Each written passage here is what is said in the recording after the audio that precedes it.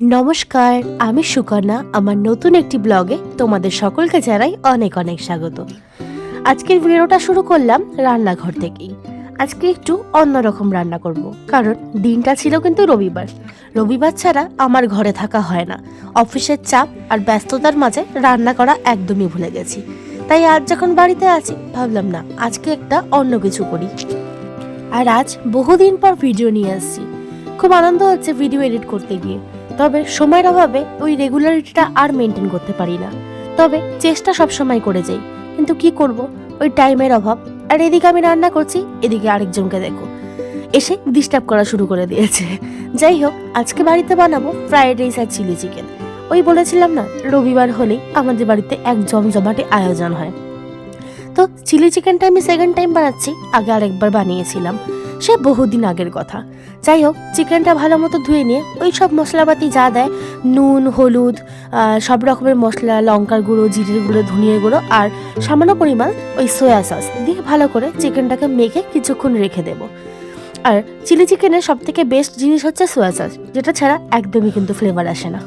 বলতে গেলে রান্নাঘরে আজকে অনেক দিন পর আসা, কারণ গোটা 6টা দিনই ব্যস্ত থাকে কাজের চাপে। আর রাতে এসে কখনোই ইচ্ছা করে না এই ঠান্ডার মধ্যে কিছু করি। আর যা ঠান্ডা পড়ছে তাতে এসে একটু কম্বল মুড়ি না দিলে কি চলে। তাই অনেকদিন পর রান্নাঘরে এসে খুব ভালো লাগছে। তাই ভাবলাম তোমাদের সাথে কেননা শেয়ার করে দিই। আর আজকে শুধু চিলি চিকেনই হচ্ছে না, সাথে ছিল ফ্রাইড রাইস। যাই হোক, কি সুন্দর লাগছে না চিকেনটার উপরে মশলাগুলো পুরো রং বেরঙের। ভালো করে ম্যারিনেট করে কিছুক্ষণ রেখে দেবো। কিছুক্ষণ যাওয়ার পরে তারপরে ফ্রাই করব। আর ফ্রাইড রাইসটা আমি বানাবো না, মা বানাবে বা বৌদি বানাবে। যাই হোক, আমার দায়িত্বে আজকে এসেছে চিলি চিকেনটা, তাই আমি সেটাই বানাচ্ছি। আর তোমরা সবাই বলো, তোমাদের ওখানে কেমন ঠান্ডা, আর কে কোথা থেকে আমার ভিডিও দেখো সেটাও কিন্তু অবশ্যই কমেন্ট করে জানিও। গল্প করতে করতে সব মশলাগুলো দিয়ে মাখিয়েছি, কিন্তু কর্নফ্লাওয়ারটা দিইনি, এখন দেবো। লাস্টটা দিলাম এই কারণেই, নাহলে কর্নফ্লাওয়ার দিয়ে মাখিয়ে রাখলে আবার সেই জল ছাড়ে, সেজন্য আমি লাস্টে দিয়ে ভেজে নেব।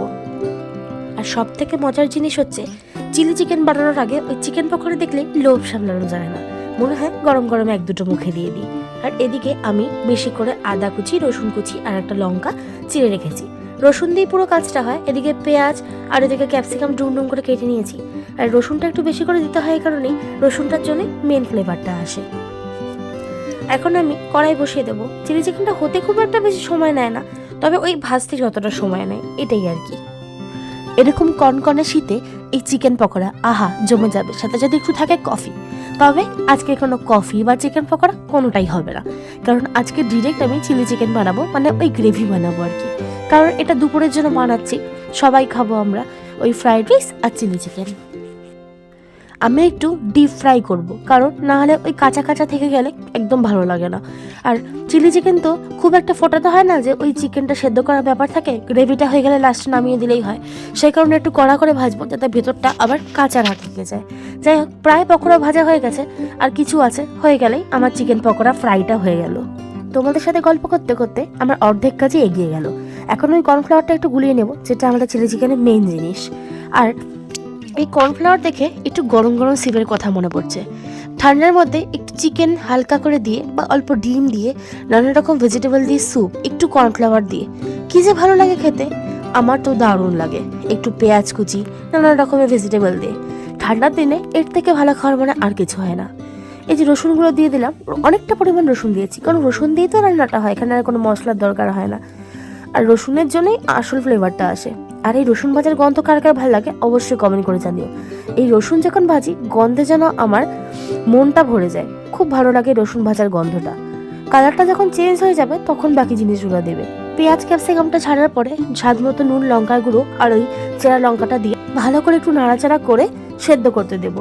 আস্তে আস্তে সেদ্ধ হবে, অল্প তেল দিয়ে নিলাম। আর ওদিকে সয়া সস আর মিষ্টি সস একটু জল দিয়ে ভালো করে মিক্স করে নিচ্ছি, যেটা আমার চিলি চিকেনের মেন উপকরণ। সসটা এখন একটু কমে দিলাম, মানে ওই মিষ্টি সসটা পরে আমি আর একবার দেবো। এখানে অল্প মিলিয়ে নিলাম। আর ওদিকে দেখলাম ভালোই সেদ্ধ হয়ে গেছে, তাই দেরি না করে ঢেলে দিলাম সয়া সসটা। গ্যাসটা কমিয়ে আর পেঁয়াজ ক্যাপসিকামটা রেখেছিলাম, তো দেখলাম ভালোই সেদ্ধ হয়ে গেছে। আর ওদিকে দেখতে পাচ্ছ হাঁড়িতে ভাত ভর্তি করা, কারণ ওখানে ফ্রাইড রাইসের জন্য চাল বসানো হয়েছে, মানে ওই ভাত করার জন্য। প্রায় হয়ে এসছে আমার এই তরকারি, মানে ওই চিলি চিকেন। তো একটু জল দিয়ে নিলাম, কারণ হালকা দুপুরে খাবো তো, হালকা একটু পাতলা পাতলা না হলে, মানে ওই গ্রেভি না হলে একটু খাওয়ার জন্য অসুবিধা, না একটু শুকনো হয়ে যায়। আর বাড়িতে সবাই বললো যে ওই একটু ঝোল ঝোল খাবে, মানে খুব ঝোল না, ওই এটা তো এমনিও কর্নফ্লাওয়ার দিলে টেনে যাবে। সসটা তখন কম দিয়েছিলাম বলে আর একটু দিয়ে দিলাম। আর এই রবিবারের ব্লগটা পুরোটাই কিন্তু আসবে, তবে তো আমাদের একটু অপেক্ষা করতে হবে, একটু সময় দিতে হবে আমাকে। আমি পুরো ব্লগটাই নিয়ে আসবো। রান্না ছাড়াও আর কি কি করলাম সকাল থেকে সেটা তো তোমাদেরকে অবশ্যই দেখতে হবে, তাই না? যাই হোক, তোমরা কিন্তু অবশ্যই কমেন্ট করে জানিও যে আমার ভিডিও তোমরা কে কোথার থেকে দেখছো।